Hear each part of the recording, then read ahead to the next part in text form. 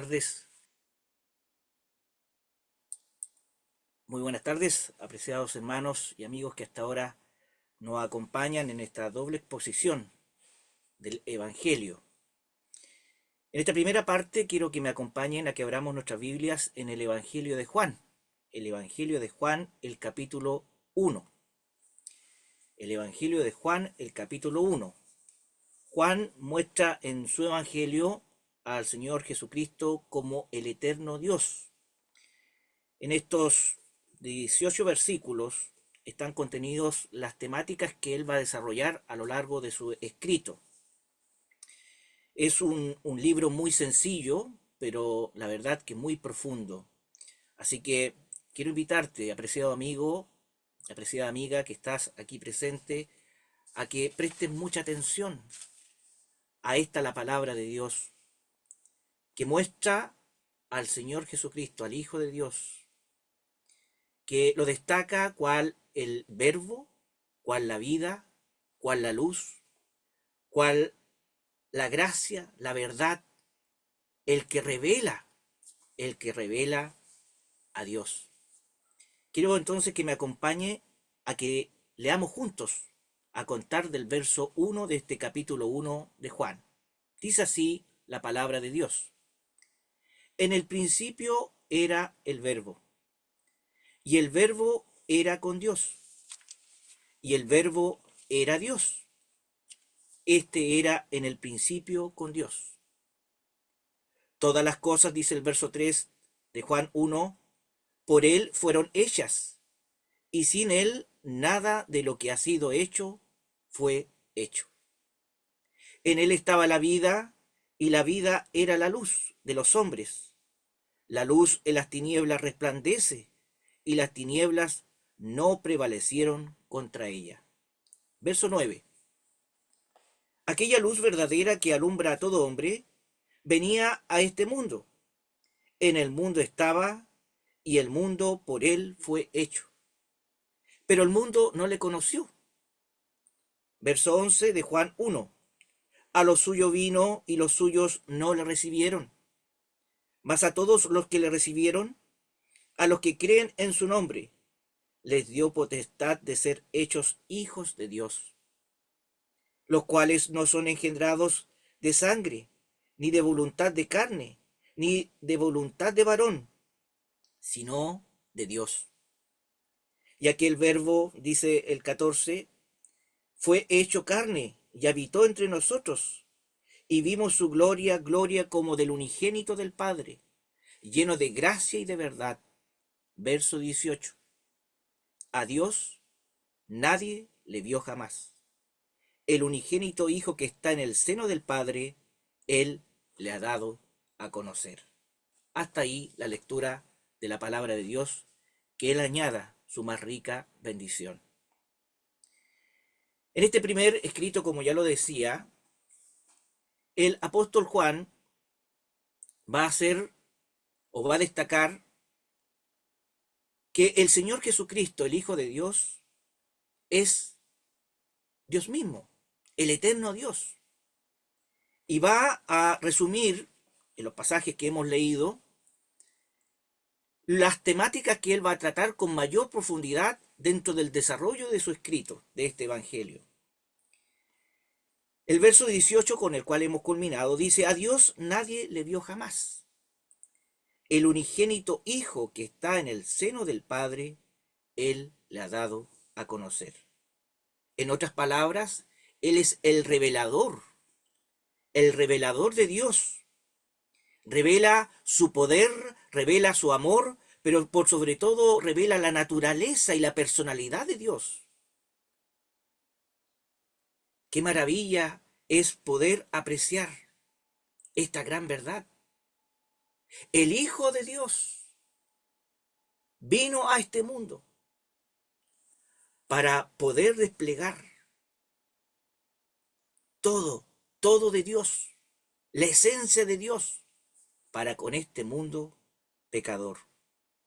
En el Éxodo allí cuando Moisés en algún instante quiso mirar el rostro de Dios, dice Dios a Moisés en el Éxodo 33, no podrás ver mi rostro, porque no me verá hombre y vivirá.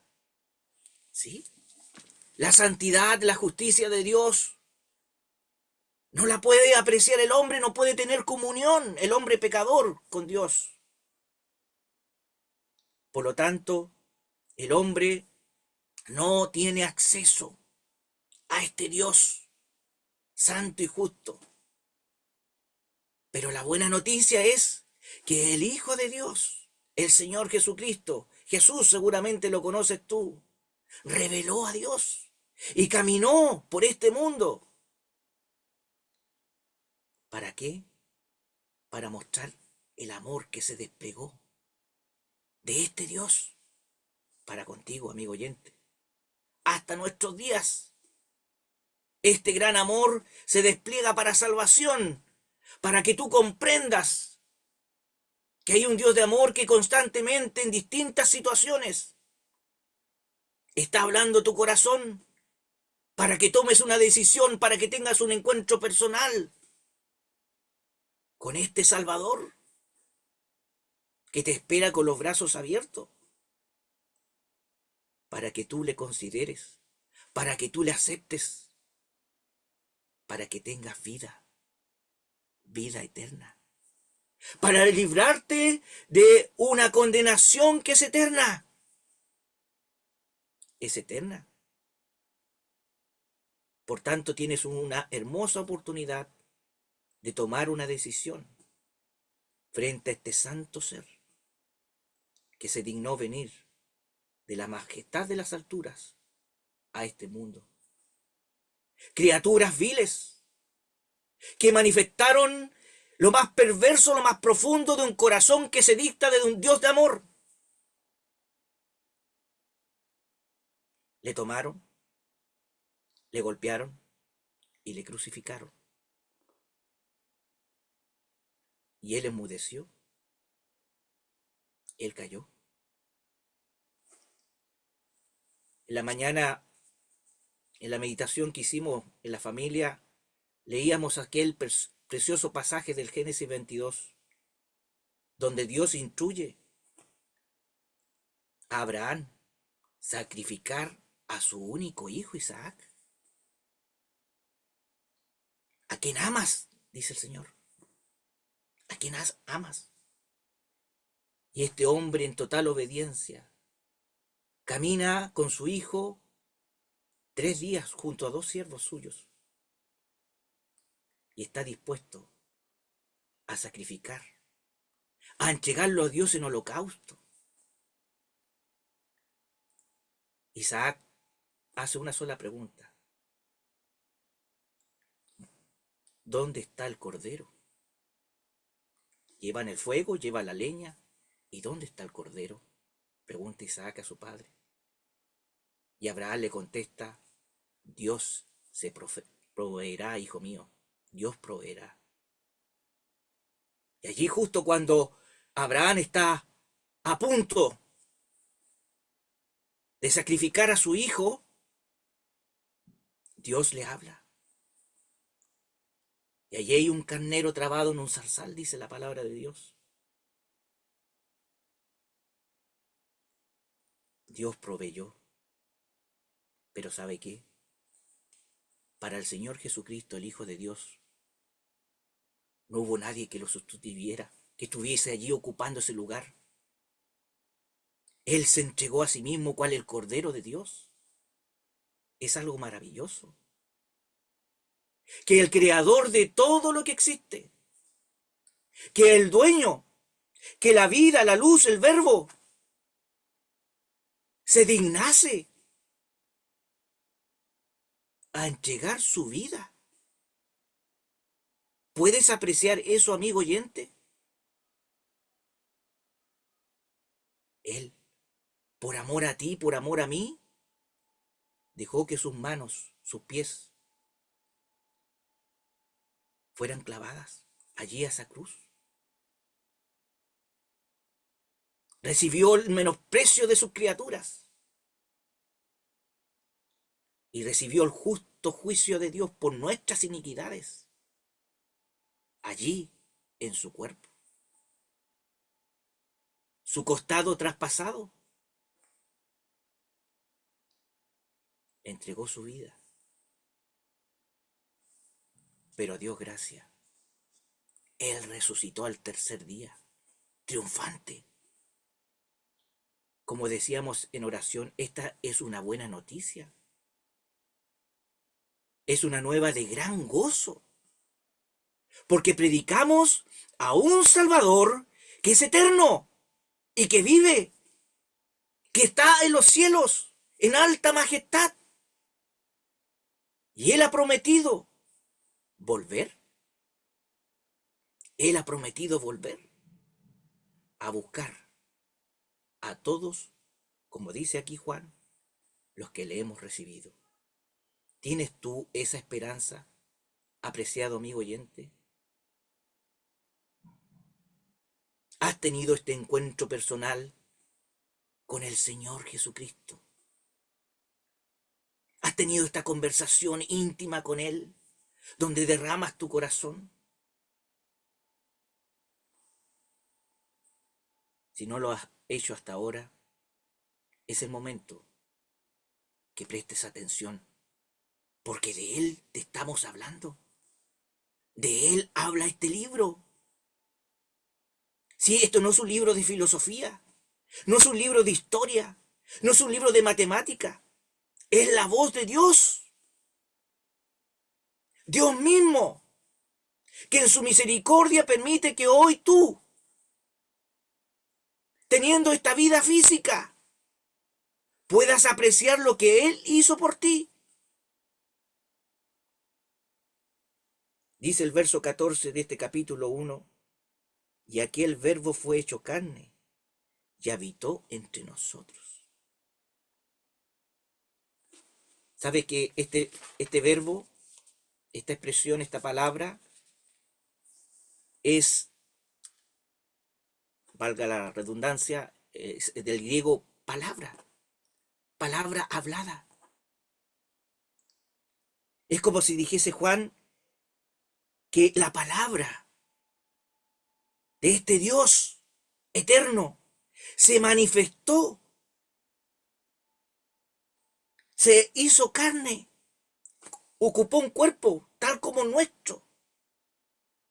¿Sabe que mientras estudiaba esto, mientras lo analizaba, me llenaba de alegría y gozo pensar, y de admiración también pensar, que el Dios eterno, que el Dios atemporal, entró en la dimensión del tiempo, entró en la dimensión ocupando un cuerpo material igual que el nuestro. Esto es extraordinario. Que nuestro Creador ocupara un cuerpo semejante a sus criaturas. Y que allí se manifestase en un pequeño bebé indefenso a esta humanidad. Y que fuera manifestando todo el amor de Dios en la medida que iba desarrollando su ministerio en esta tierra. Es algo profundo. No hay explicación, pero Juan, con una sencillez impresionante, trata de transmitir a sus receptores de esta verdad la persona del Hijo de Dios, el ente ejecutor de esta perfecta Trinidad, el Hijo, el ejecutor del plan divino de salvación, habitó aquí, en este mundo. Leí algunos comentarios que decían que esto es similar a cómo el Señor estaba allí en el tabernáculo, la presencia de Dios allí en el tabernáculo, y había un sinnúmero de carpas alrededor del pueblo de Israel.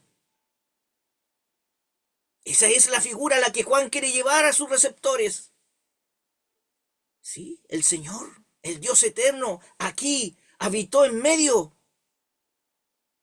de este planeta Tierra.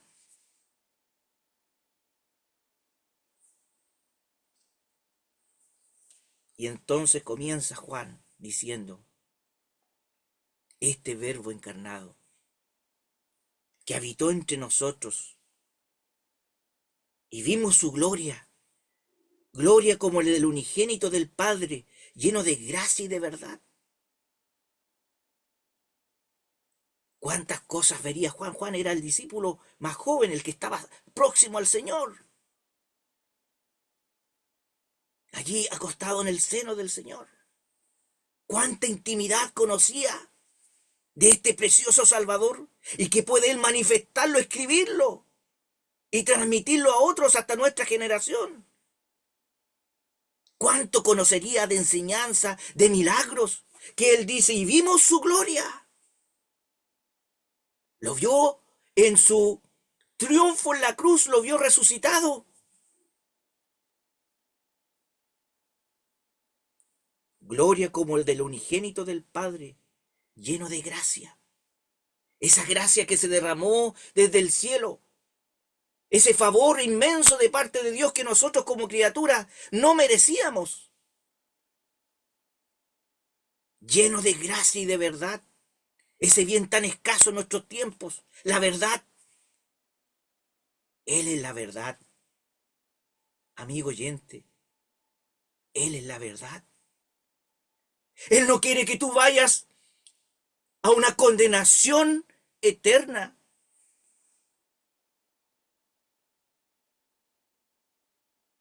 En la mañana en la clase bíblica estamos viendo el caso de un hombre rico que vivió indiferente en su opulencia económica, en sus fiestas, sus placeres, y que muere. Pasa la eternidad y se da cuenta del gran error de vivir esta vida sin tomar en cuenta a Dios, sin tomar en cuenta la eternidad. Y abrió sus ojos en un lugar de tormento. Esto lo relata esta preciosa persona. Él es la verdad. Él no miente. Por eso es importante que tú en esta hora estés atento. Así como estás atento a un partido de fútbol, así como estás atento a lo mejor a un tipo de música especial que te llama la atención, así como estás atento de repente en la universidad, en el aula, ahí frente al profesor, así como estás atento tú, amigo, amiga, frente a tu televisor cuando ves las noticias, es importante que estés atento también a el Evangelio que presenta este grande Salvador que está esperando presto a una respuesta tuya, a este mensaje glorioso, a esta salvación tan grande que Él ofrece. ¿Qué harás tú? El Hijo bendito de Dios, por amor a ti, visitó este mundo y caminó firme hasta la cruz, dando su vida por ti y por mí. Dice Juan, por tanto, en el principio era el Verbo. Antes que todo fuese, antes que fuese la creación, era el Verbo.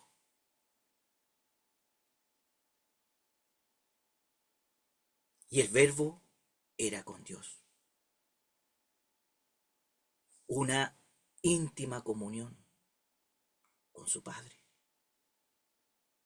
Íntima comunión que a lo largo del escrito Juan lo va a mostrar. Y el Verbo, destaca él, era Dios. La persona del Hijo era Dios. Este era en el principio con Dios. Muestra la perfecta comunión del Dios Trino. El Padre planifica, el Hijo ejecuta, el Espíritu Santo aplica, confirma. El eterno Dios, preocupado por la salvación de sus criaturas, Todas las cosas por Él fueron hechas y sin Él nada de lo que ha sido hecho fue hecho. Él es el creador.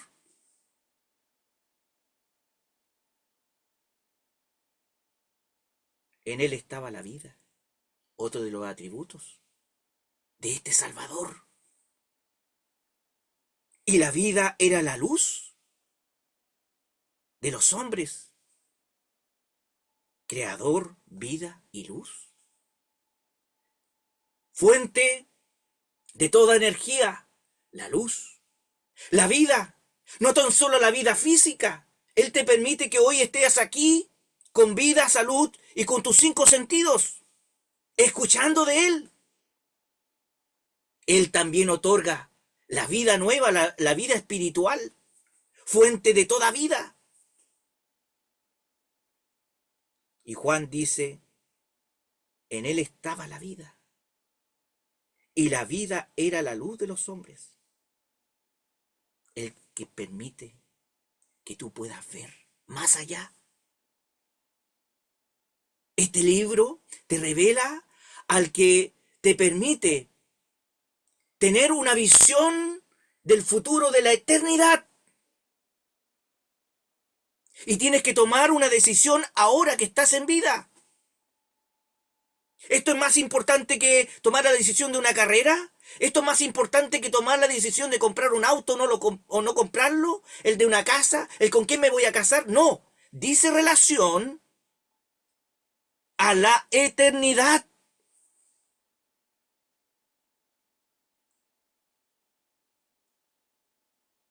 Por lo tanto, tienes que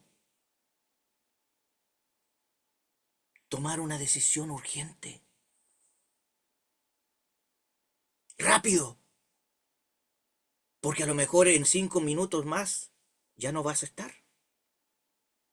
Hay quienes dicen, no, pero que a última hora Dios va a tener misericordia de mí. A última hora Dios me va a considerar a mí. Yo no he sido una persona mala. Bueno, más adelante vamos a ver si me alcanza el tiempo.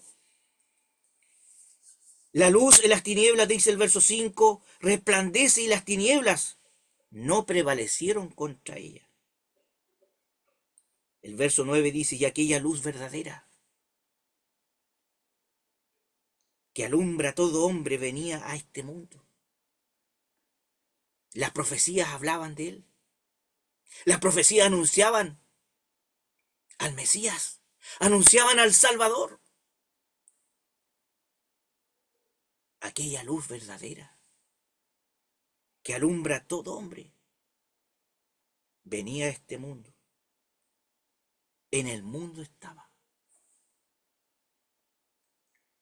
Y el mundo por él fue hecho. La creación.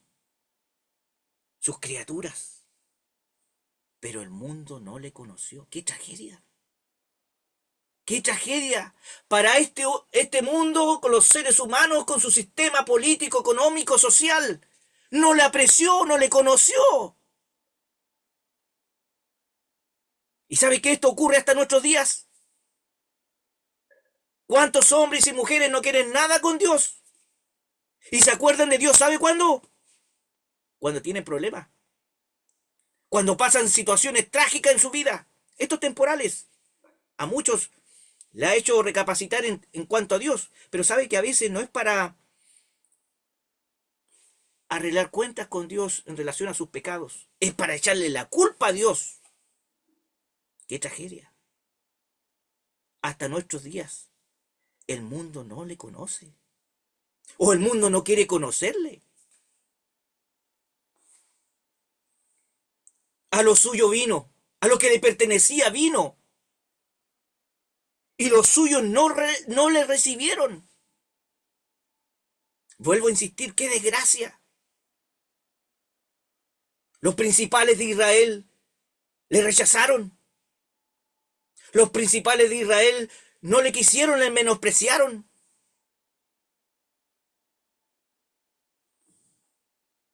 Pero hay una buena noticia. Hay una excelente noticia que queremos quedar con esta noticia, compartirla contigo, para que puedas apreciarla, para que puedas tomarla con los ojos de la fe. Dice el verso 12, más a todos. No hay una excepción. Dios no deja a nadie fuera. Dios te incluye a ti, más a todos.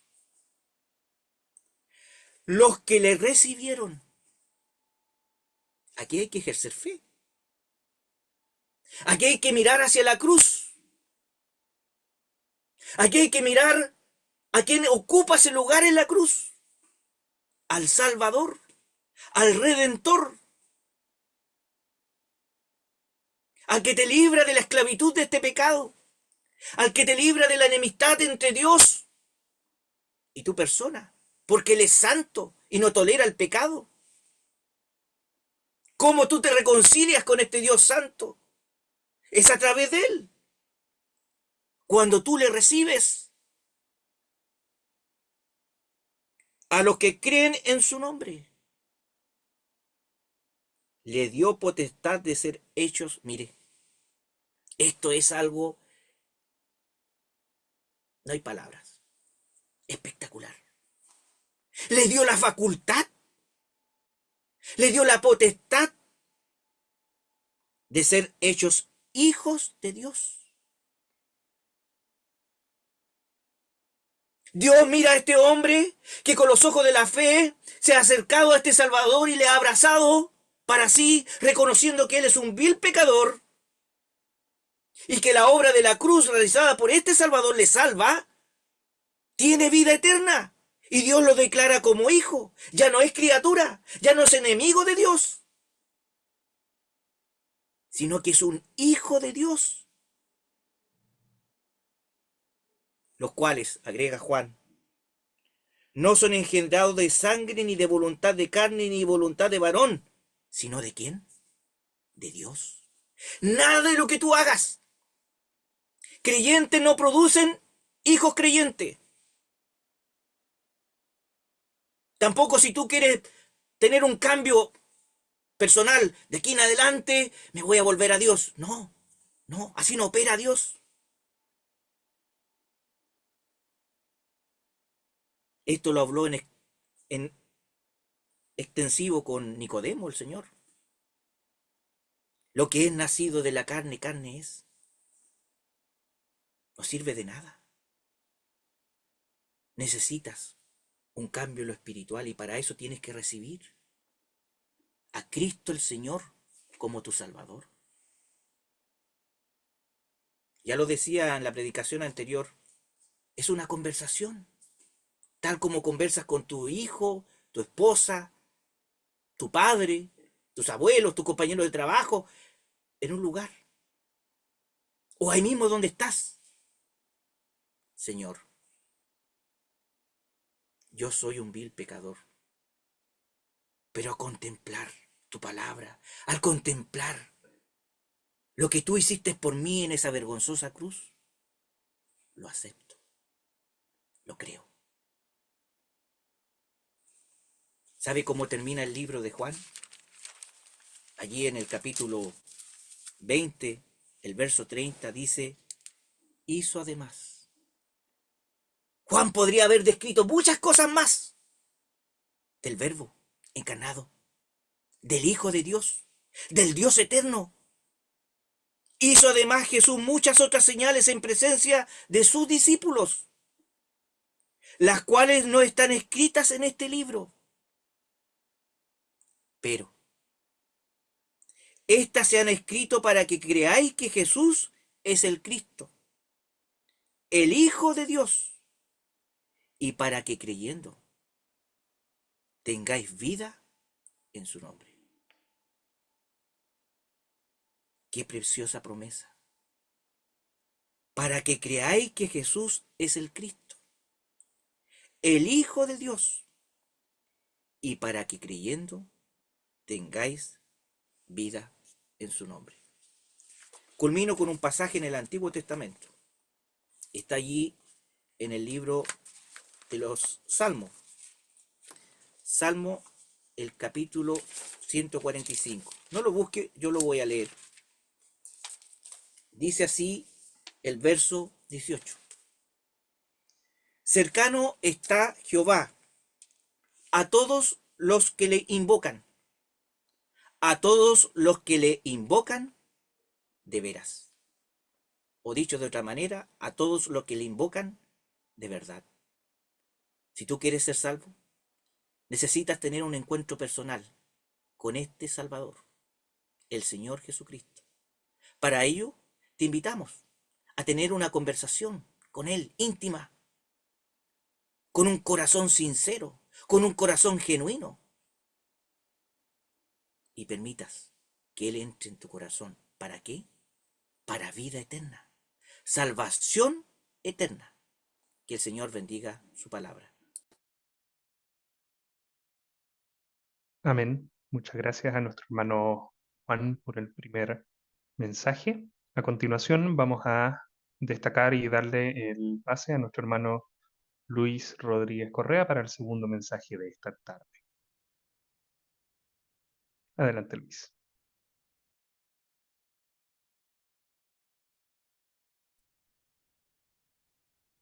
Muy bien, buenas tardes.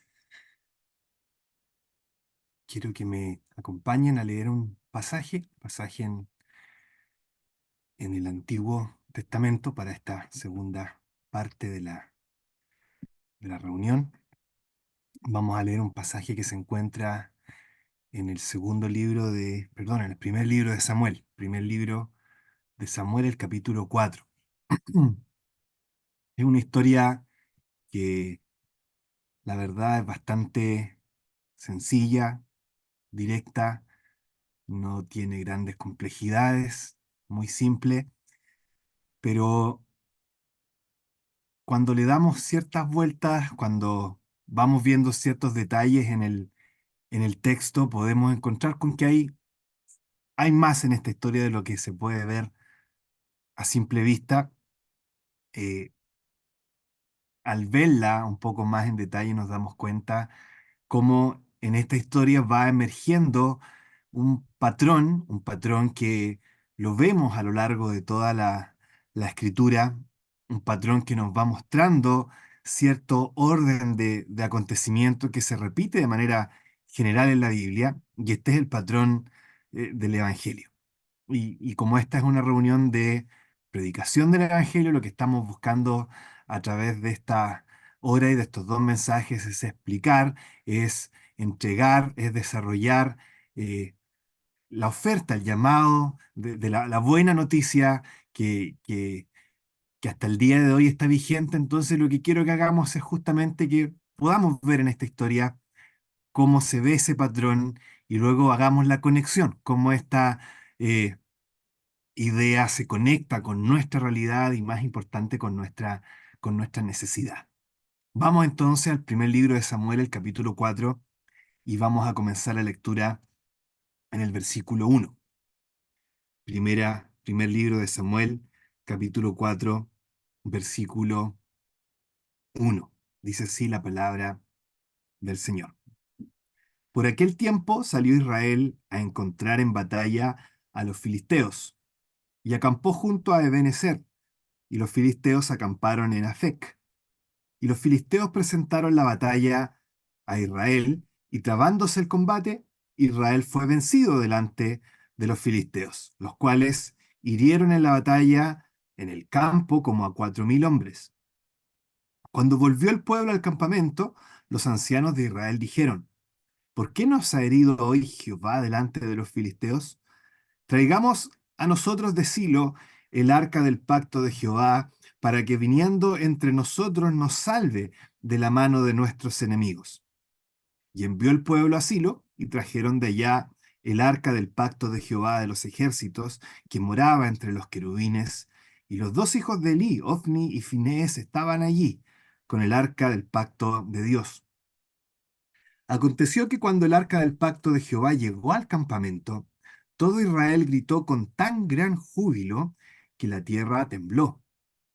Cuando los filisteos oyeron la voz de júbilo, dijeron: ¿Qué voz de gran júbilo es esta en el campamento de los hebreos?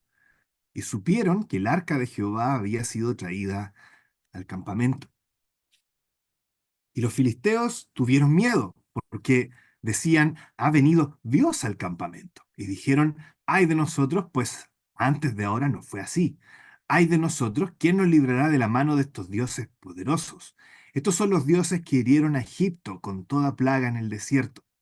Esforzaos, oh filisteos, y sed hombres, para que no sirváis a los hebreos como ellos os han servido a vosotros. Sed hombres y pelead. Pelearon pues los filisteos, e Israel fue vencido. Y huyeron cada cual a sus tiendas.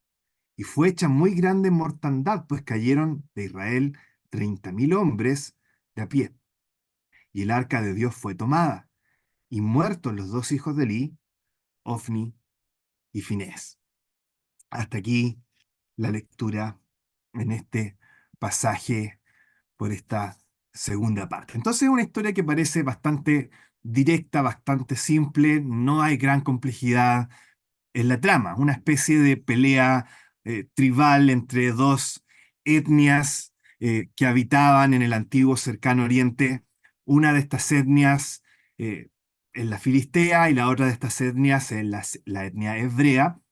Los hebreos tienen esta especie de caja recubierta de oro que acá se le llama el arca del pacto, un elemento que representa a Dios mismo que está supuestamente con ellos. Y entonces el relato nos dice que a pesar de que esta etnia hebrea contiene esta arca o esta caja recubierta de oro, igual pierden la pelea y la etnia triunfadora en la batalla, los filisteos en este caso, se llevan el arca con ellos. De eso se trata el pasaje que acabamos de leer. Simple, claro, directo, no hay mayor complejidad en esta historia.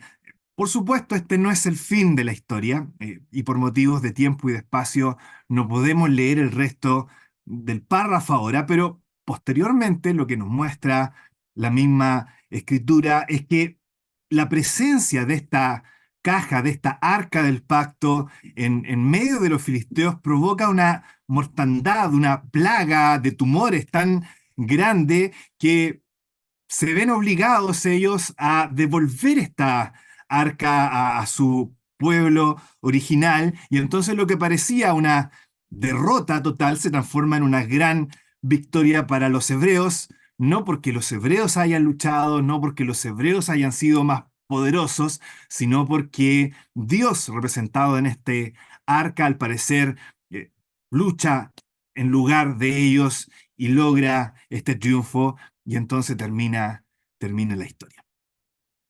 Sin embargo, hay algo más que lo que podemos ver acá a simple vista. Esa es la historia. Pero quiero que se fijen en algunos detalles en el texto que nos van mostrando cierto patrón que se repite también en el resto de la escritura. Número uno, fíjense que por lo menos dos veces se mencionan a dos personas en este relato. Uno se llama Ofni y el otro se llama Finés. Por ejemplo, en el versículo 4 se nos dice que Ofni y Finés estaban allí con el arca del pacto, y luego al término, en el versículo 11, que fueron muertos los dos hijos de Eli, Ofni y Finés, y uno se pregunta por qué se habla de estos dos personajes acá, por qué la repetición de estos dos personajes llamados Ofni y Finés. Resulta que los 4 capítulos anteriores del libro se han encargado de describirnos quiénes son justamente estos dos personajes. Son supuestos sacerdotes que sirven en los asuntos de Dios, pero que son personas bastante indecentes, por ponerlo en términos quizás un poco más educados. Si queremos escuchar el relato de los primeros 4 capítulos, lo que tenemos es un poco desarrollada esta indecencia. Son personas que se dedican a robar de las ofrendas, toman trozos de la carne que debiera ser ofrecida a Dios por el pueblo y se la guardan para ellos y para su padre, para así comer asado todos los días. Son personas que van a escoger de entre las mujeres que dicen estaban a la puerta de la tienda del tabernáculo de reunión, y se llevan a estas mujeres para tener relaciones sexuales con ella. Ese es el tipo de sacerdote que estamos viendo acá personificados en Ofni y Finés. Traducido a nuestros tiempos sería como que ustedes vieran a un pastor conocido por robarse las ofrendas que la congregación realiza regularmente y que es conocido por usar esas ofrendas para pagar prostitutas. Y esto es tan popular que las prostitutas se colocan afuera del templo regularmente porque saben que ahí tienen su trabajo asegurado, porque este hombre va a estar escogiendo regularmente a alguna de ellas para cometer sus indecencias. Ese es el tipo de persona que tenemos personificada acá en Ofni Finés, y quizás suene a oídos nuestros y quizás a oídos del pueblo en ese tiempo algo bastante indecente, algo bastante alejado de la realidad de ellos. Y sin embargo, estos dos personajes están acá descritos porque representan, son sacerdotes. Sacerdotes lo que hace es representan cómo es el pueblo en general en ese tiempo. Estamos en un tiempo en el pueblo de Israel donde la Biblia misma nos dice que cada uno hacía lo que bien les parecía. Cada uno hace lo que es correcto a su propia opinión o delante de sus propios ojos. Cada cual va por su camino y hace lo que él cree que es bueno, y lo que él cree que es malo no lo hace. Y saben, esta es una definición bastante apropiada para algo que la Biblia llama pecado. El pecado es eso. Es que tú defines en lugar de dejar que Dios defina lo que esté bien y lo que está mal para tu vida. Tenemos un Dios que es el que nos ha diseñado originalmente. Y como nuestro diseñador sabe mucho mejor que cualquier otro qué está bien y qué está mal para nosotros, qué es lo bueno y qué es lo malo para nosotros. Y sin embargo, la esencia del pecado es que cada uno de nosotros usurpa ese lugar que le corresponde a Dios, y nosotros decidimos qué va a estar bien y qué va a estar mal en nuestras vidas. Quizás en alguna de las cosas buenas concordemos con Dios, porque son de bastante sentido común, pero va a haber ciertas cosas que Dios dice que no son correctas y que nosotros vamos a decir no. Nosotros creemos que sí son correctas, y entonces los que tenemos la palabra final para decir esto somos nosotros. Esa es la esencia de una vida de pecado. Es como un auto que ha sido diseñado para funcionar con petróleo, que un día decida decir, voy a empezar a funcionar con leche. Probablemente no le va a ir muy bien, y eso es justamente lo que pasa en nuestras vidas cuando empezamos a vivir de acuerdo a nuestros propios parámetros. Nos dañamos a nosotros mismos y dañamos a las personas que están a nuestro alrededor. Fíjense que no se trata de personas que rechazan completamente a Dios, no se trata de personas que son ateos o agnósticos acérrimos, no, tienen el arca con ellos. Ellos creen que Dios les puede ayudar, creen que hay un Dios, que existe un Dios y que ese Dios les puede ayudar. Pero ese Dios no es el Señor de sus vidas, es un amuleto que puede servir para sus vidas. Esa es la realidad de este pueblo que tenemos acá. Y entonces vamos entendiendo un poco mejor el contexto de la historia. Y ahora que entendemos cómo es este pueblo, entendemos lo que pasa un poco mejor en este pasaje, en esta narrativa. Resulta que este pueblo, al vivir de esa manera, por un contrato, por un pacto que tenían con Dios, debían ser juzgados por ello. Por eso que si ustedes se fijan en el versículo 3, cuando son derrotados por los filisteos, el pueblo no dice simplemente por qué nos derrotaron los filisteos, sino que dice por qué nos ha herido hoy Jehová delante de los filisteos. Ellos saben que esto es más que simplemente algo horizontal entre dos etnias. No, ellos entienden que hay un Dios que los está juzgando precisamente, y están en lo correcto. Dios les está juzgando por cómo ellos están viviendo. Hay una idea dentro de la Biblia cuando se trata del juicio por el pecado, y es que tu vida pecaminosa resulta tan contraria al diseño original de Dios que la corrupción tuya genera asco, genera náuseas, genera repugnancia en la tierra en la que tú estás, de manera tal que la propia tierra te vomita de ella y te expulsa de ella, en expulsión, en exilio. Y esa es justamente una de las formas en las que se enfatiza el juicio por el pecado. Esa es la forma en la que Dios dijo que iba a juzgar el pecado del pueblo, Había un pueblo antes en esta misma tierra de Canaán y Dios dijo, la tierra los vomitará por su corrupción. Y si ustedes viven como ellos, la tierra también los va a vomitar a ustedes. O sea, van a ser expulsados de esta tierra, van a ser exiliados de esta tierra, que coincidentemente es lo que pasaba en las batallas en el antiguo cercano oriente. Cuando un pueblo vencía a otro pueblo, tomaba esclava a toda la gente que no moría en batalla, mujeres y niños mayoritariamente, y se la llevaba a otro lado, expulsadas, exiliados, para ser tomados como esclavos y ser vendidos quizás a donde también. Entonces está este juicio de un pueblo pecaminoso que debe ser juzgado, y ese juicio que debe tener este pueblo es el exilio, la expulsión, una corrupción que quizás no sea tan evidente en algunos casos, pero que genera que la tierra los vomite y los expulse de ella misma y entonces sean exiliados hacia otro lado. Eso fue lo que pasó finalmente con Israel, pero no es lo que pasó acá. Acá este pueblo no es expulsado, no es exiliado, pero noten lo siguiente.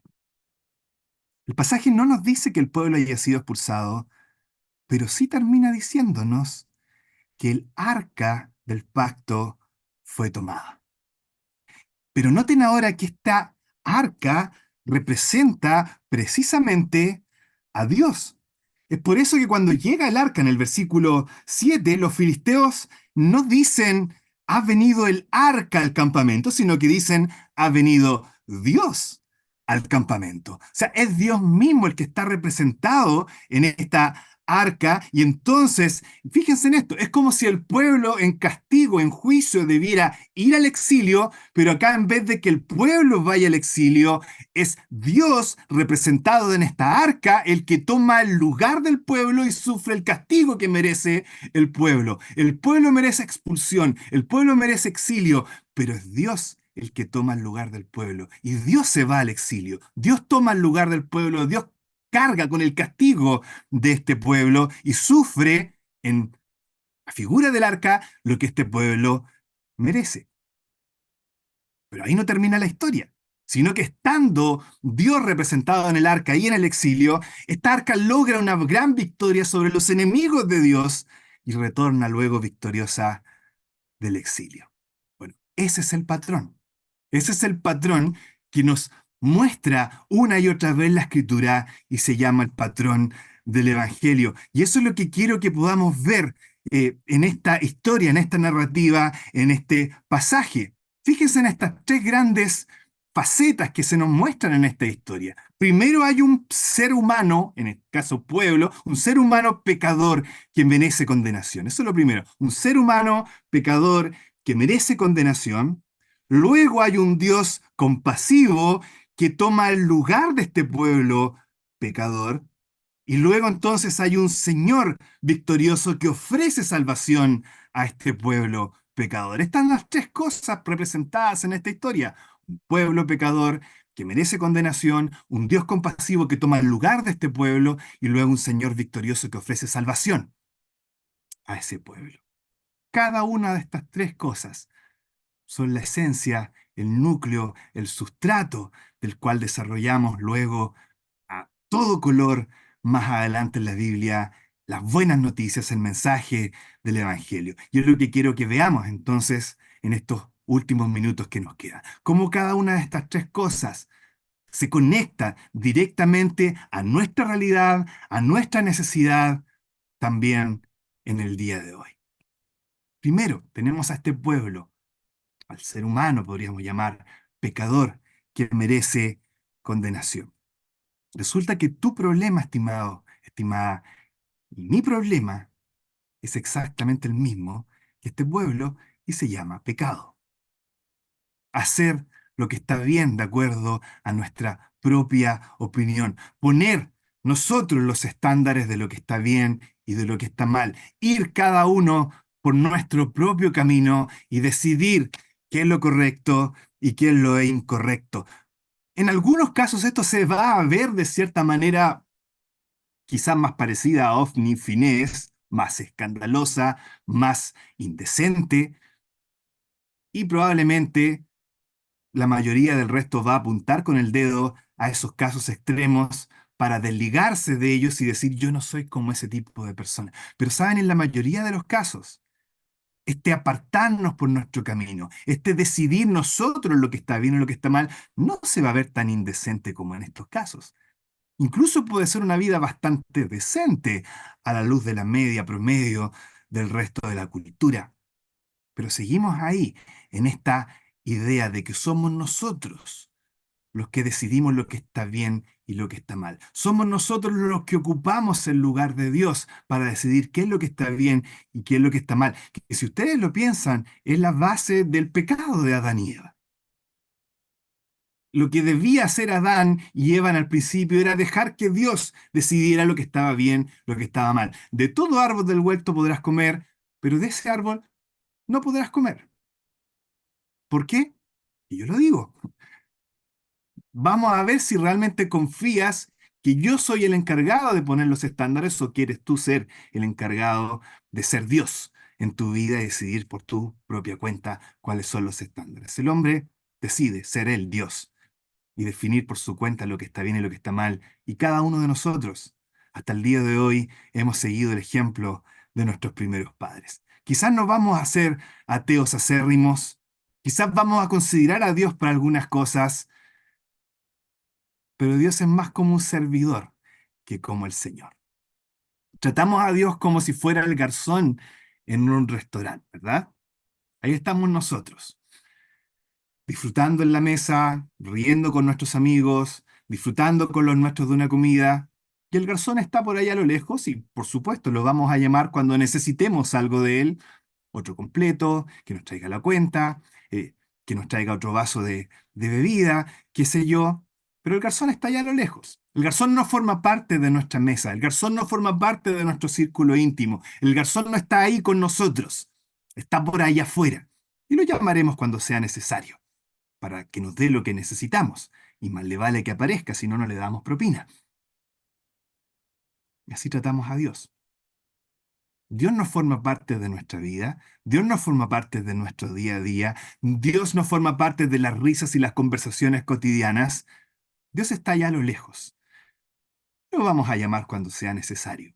Y más le vale que aparezca, porque si no nos vamos a enojar y vamos a decir que no existe. Así es como tratamos a Dios, no como el Señor del universo, sino como el sirviente que tiene que aparecer cuando le pidamos ayuda. Eso se llama pecado. Y así como este pueblo, por su pecado, merece un juicio, que es el exilio, nosotros también por nuestros pecados merecemos un juicio, que es el exilio. Somos como seres rebeldes edificando nuestro reino en el territorio que le pertenece a otro rey, que es Dios. Dios creó todo el universo, todo este territorio es suyo, y nosotros estamos ocupando el territorio que no nos corresponde, que no es nuestro, y pretendiendo ser reyes de nuestro metro cuadrado. Como todo ser que ocupa territorio que no le pertenece, el juicio es que seamos expulsados de ese territorio que no nos pertenece y estamos ocupando de manera ilegal. El problema es que si todo el universo le pertenece a Dios, el único lugar donde debemos ser exiliados, la Biblia lo llama el infierno. Y ese es el lugar al que estamos destinados inexorablemente por nuestra condición pecaminosa. Ser humano pecador que merece condenación. Esa es la primera gran verdad en el patrón del Evangelio. Pero entonces está este Dios compasivo que toma nuestro lugar. En el caso de esta historia, lo hace en la figura de un arca que es llevada al exilio en lugar del pueblo. En nuestro caso tenemos la figura completa, que no es un arca, es la persona de Dios mismo, tomando forma de hombre, viniendo a este mundo con el propósito de tomar nuestro lugar. ¿Cuándo toma ese lugar? Cuando muere crucificado. En la cruz es donde tenemos a Dios en toda su compasión, tomando nuestro lugar y cargando con el castigo que a nosotros nos corresponde. Castigo que no tiene que ver tanto con los azotes que haya recibido, con los clavos que se hayan clavado en sus manos o en sus pies, con la corona de espinas que haya sido clavada en su cabeza, con la espada que haya traspasado su costado. Tiene que ver con lo que pasa durante 3 horas en las que a plena luz del día se generan tinieblas sobre toda la tierra. Y en ese momento, el Hijo de Dios sufre el exilio, el infierno que tú y yo merecemos por nuestro pecado, el exilio que tú y yo merecemos por nuestra rebeldía, por construir nuestros pequeños reinos rebeldes en el terreno que le corresponde y que le pertenece a Dios. Ese infierno, ese exilio, en vez de sufrirlo tú y de sufrirlo yo, lo sufre Dios mismo, hecho hombre, y lo absorbe en ese momento, tomando tu lugar y tomando mi lugar en la cruz. Ese es el Dios compasivo que toma nuestro lugar. Pero ahí no termina la historia. Esta historia también nos muestra a un Señor victorioso que vuelve para ofrecer salvación. Y eso es exactamente lo que pasa en el Evangelio. Ahí está el corazón de la buena noticia del Evangelio, porque en ese momento en la cruz, al sufrir tu castigo y mi castigo, Dios triunfa sobre el infierno, sobre la muerte, y vuelve para ofrecernos con sus manos extendidas de forma gratuita libertad y salvación de este castigo y de esta esclavitud al pecado que nos aqueja en este momento.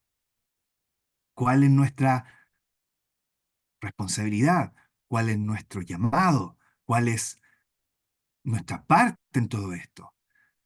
No es hacer algo para ganarnos esta oferta, porque es una oferta gratuita, sino es aceptar la oferta.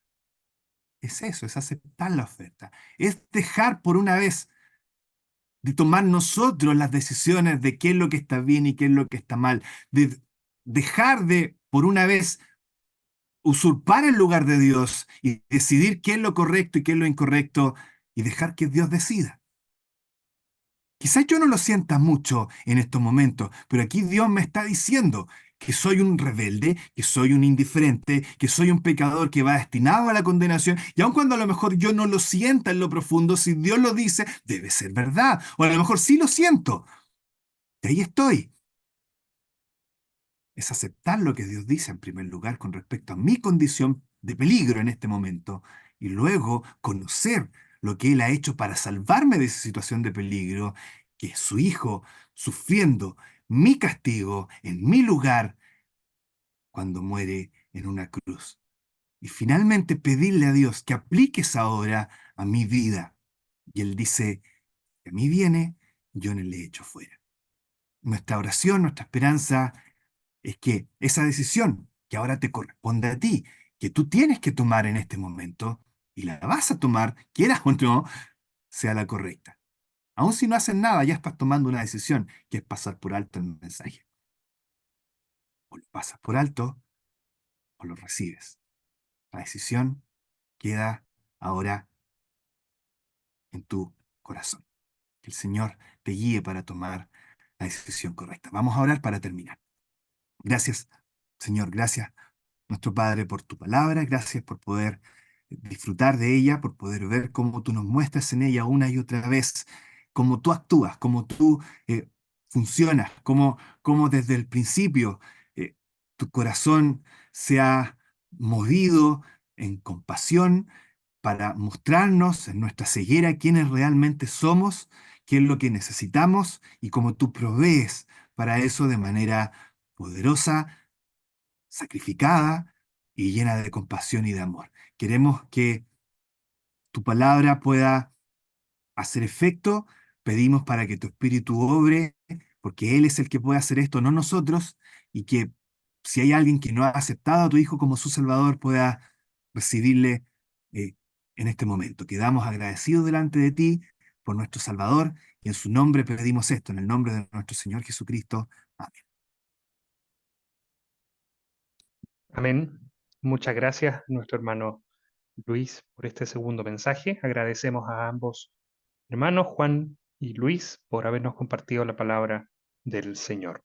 Ya oficialmente entonces nuestra reunión está terminada. Le agradecemos a cada uno de los que han participado en esta reunión y les invitamos para las reuniones que tenemos regularmente día martes y jueves a las 7 de la tarde y el día domingo a las 11 de la mañana en la escuela dominical.